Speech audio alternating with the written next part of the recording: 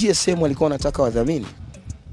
Engineer Hersi alituita wote, lakini Tidi kaenda mwenyewe. Engineer Hersi angekuwa anamtaka angempigia simu. Mimi kanipigia simu kaniambia Tidi tukutane. Yeye angepigiwa simu. Asitegemee tu mimi nikiitwa Ikulu na yeye nimchukue kama vile my girlfriend. It won't happen again.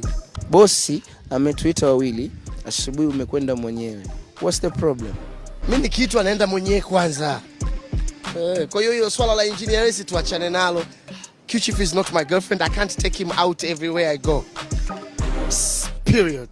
Ndio maana hata hizi pete kuna nyeusi alafu kuna rangi. Masharifu na jadi. Alafu leo mvua itanyesha?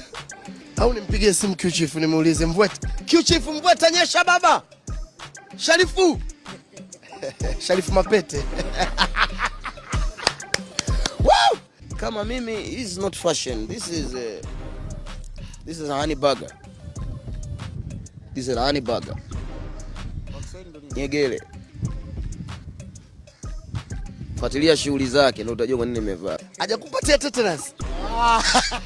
Anaweza kafanya vishizi ile. Sio chizi ile. Sina uhakika. Mimi nikiona magitaa huwa tayari walimu wangu majini wangu wanachanganyikiwa kabisa, na kwa sio mimi na kwa jini kabisa.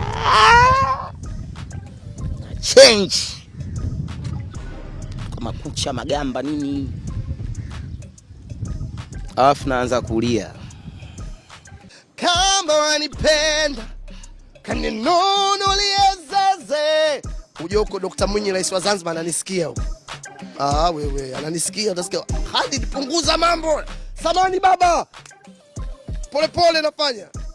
Oh Rabbi, usinipe mapenzi na wapendwa yako. Rabbi, usinipe mapenzi na wapendwa yako.